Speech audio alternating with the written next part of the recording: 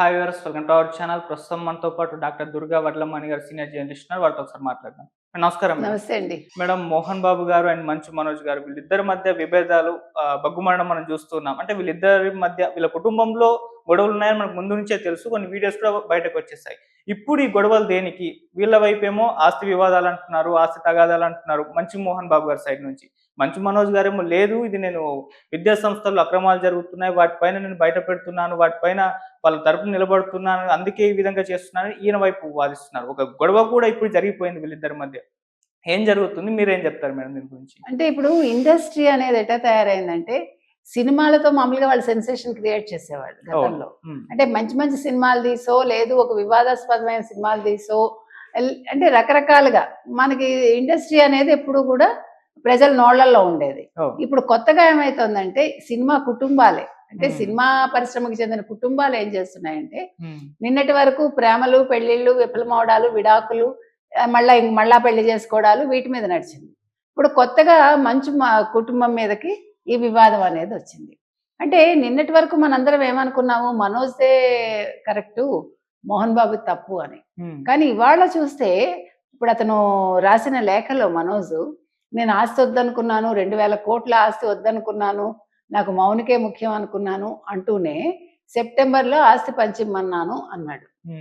సెప్టెంబర్లో ఆస్తి పంచి ఇవ్వాలి అని గొడవ చేసినప్పుడు, అది కొంచెం అప్పుడు కూడా తారస్థాయికి వెళ్ళినప్పుడు పరుచూరు గోపాలకృష్ణ లాంటి వాళ్ళు పెద్ద మనిషిగా ఉండి ఆయన మధ్యవర్తిత్వం నెరిపి ఆ మనోజ్ని బుజ్జగించాడు అని మనకు తెలుస్తుంది.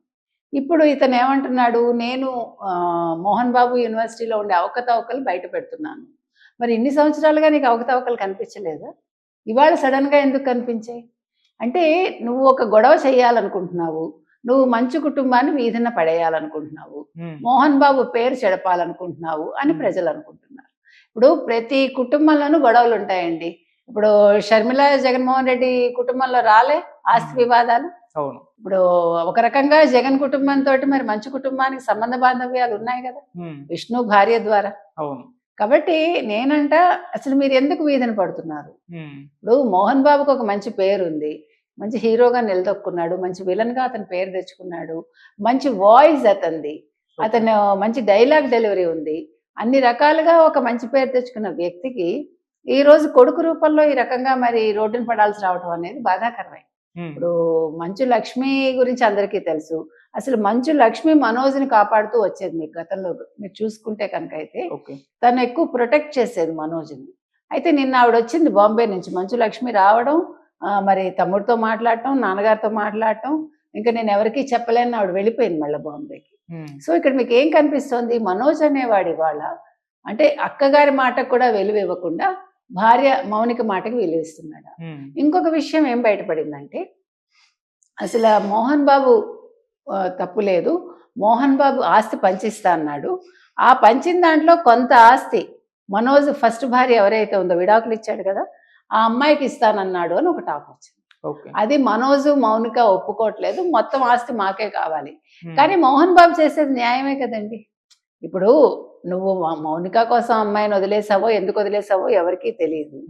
వదిలేసినప్పుడు ఒక ఆడమ్మాయికి మీరు ఇవ్వడం అనేది న్యాయమేగా, భరణంగా. అందులో తప్పే ఉందండి. అంతా నాకే కావాలనుకోవడం స్వార్థం కదా. తర్వాత ఇప్పుడు విష్ణుని తీసుకుంటే, విష్ణు ఈరోజు దుబాయ్లో ఉన్నాడు. అసలు యాక్చువల్గా విష్ణు కుటుంబంతో చాలా సత్సంబంధాలు కలిగి ఉన్నాడు అంటారు. ఇప్పుడు మోహన్ బాబు భార్య కూడా విష్ణు కుటుంబంతో కలిసి ఉంటారు. నలుగురు మనవరాళ్ళు, ముగ్గురు, ఒక మనవడు, మళ్ళా మంచు లక్ష్మి కూతురు, అందరూ కలిసే ఉండేవాళ్ళు కదా. అటువంటి మోహన్ బాబు తోటి ఉండే విష్ణు ఈ రోజు ఎందుకు దుబాయ్కి వెళ్ళిపోయాడు? దుబాయ్ లోనే ఉంటాడు అని అంటున్నారు. సరే, వస్తూ ఉంటాడు, అది వేరే విషయం, అది కాదు. అంటే ఇంత మంచిగా ఉండే కుటుంబంలో ఎందుకు ఇన్ని గొడవలు?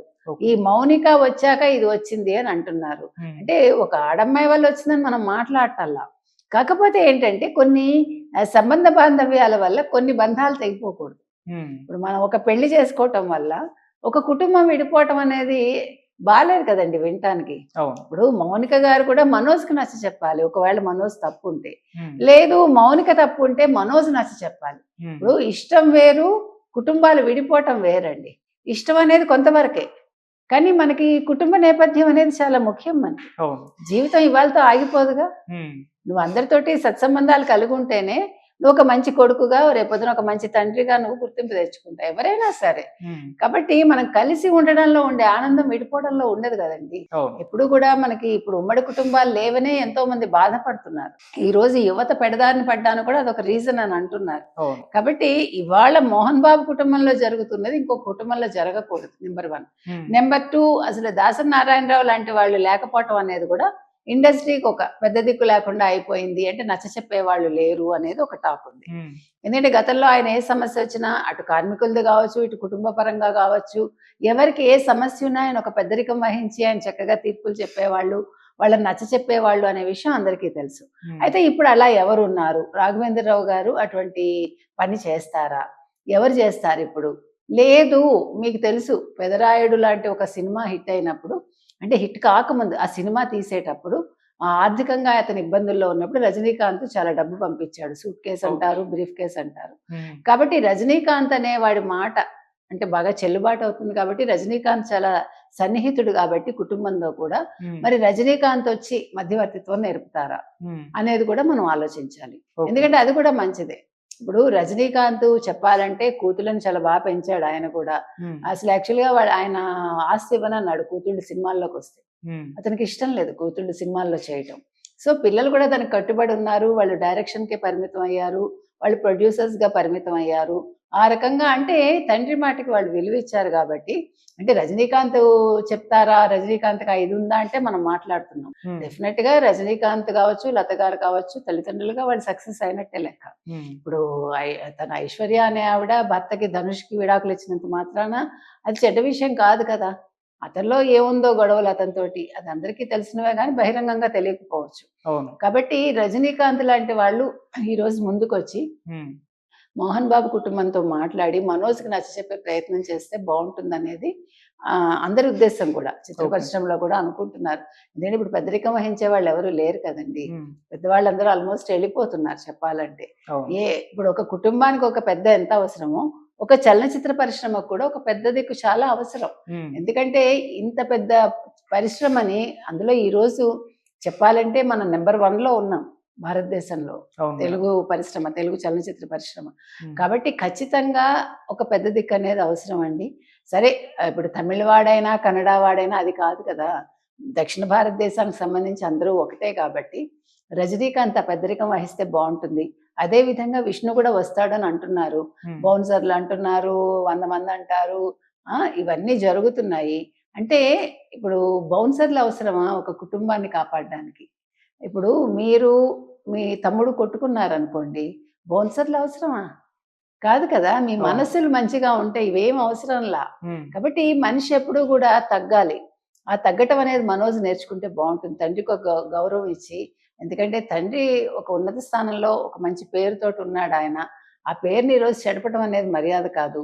నువ్వు అదే యూనివర్సిటీలో అదే మోహన్ బాబు స్కూల్స్ లో నువ్వు కూడా వెళ్ళి డాన్సులు చేశావు. నువ్వు అంతకుముందు కూడా అందులో ఉన్నావు. అప్పుడు అవకతవకలు తెలియలేదా? సో ఇవన్నీ కాదండి.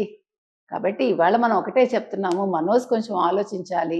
సో దీని మీద త్వరలో ఒక పరిష్కారం వస్తుందమ్మా. అంటే మేము ఇప్పుడు ఇరువురు వాళ్ళు కంప్లైంట్ చేసుకున్నారు. మంచు మనోజ్ గారు మోహన్ బాబు గారి పైన కంప్లైంట్ చేస్తారు, ఎఫ్ఐఆర్ నమోదైంది.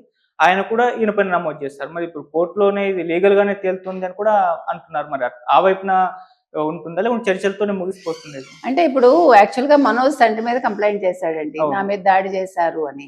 అంటే తండ్రి నిన్ను కొట్టే స్థాయికి నువ్వు ఎందుకు వచ్చావు? నెంబర్ 1 కదా. ఇప్పుడు లెక్కలు అవకతవకలు అంటే తండ్రి మీద నువ్వెందుకు వెళ్ళి దెబ్బలాడతావు? ఇప్పుడు నీ ఒక్కడికే సంబంధించింది కాదుగా. ఇప్పుడు 2 అన్నదమ్ములు, ఒక అక్కగారితోటి సంబంధించింది అది. సో అందరినీ కలిపి కూర్చోబెట్టి నువ్వు మాట్లాడి ఒక పరిష్కారం చేసుకోవచ్చు. ఒకళ్ళు నిజంగా తప్పిదం జరిగితే. నెంబర్ 1. నెంబర్ 2, మోహన్ బాబు గారు ఇప్పుడు ఏమి ఇచ్చారు కంప్లైంట్? నా ఇల్లు ఆక్యుపై చేయాలని చూస్తున్నాడు, నాకు నా భార్యకి ప్రాణహాని ఉంది అని ఒక తండ్రి పెట్టాడంటే నిజంగా అందులో ఉండొచ్చు కదా, మనకు తెలీదు. కాబట్టి ఇది లీగల్ గా తేలితే మంచిదే. లీగల్ గా కంటే కూడా ఏదైనా కూడా సాధారణంగా న్యాయస్థానాలు ఏం చెప్తాయంటేనండి, ఏ సమస్య అయినా విడాకులు కావచ్చు, కుటుంబ సమస్యలు కావచ్చు, మీరు కూర్చుని పరిష్కరించుకుని మీరు ఒక అంటే న్యాయం మీకు మీరే తెలుసుకోండి, మీకు మీరే పరిష్కరించుకోండి అనడానికి ఎప్పుడు కూడా సుముఖత చూపుతాయి న్యాయస్థానాలు. అంటే ఈ అనవసరమైన టైం లాగ్ కావచ్చు, లేకపోతే అనవసరంగా ఈ కోర్టు మెట్లు ఎక్కడాలు ఎందుకు, మీకు మీరే పరిష్కరించుకోండి అని. సో ఆ విధంగా మనం చెప్పినట్టు పెద్ద మనుషులు ఎవరైనా వచ్చి పరిష్కరిస్తే లీగల్ వే ఉందండి, వీళ్ళు వెనక్కి తీసుకుంటారు అంతే. Thank you so much madam. Thank you.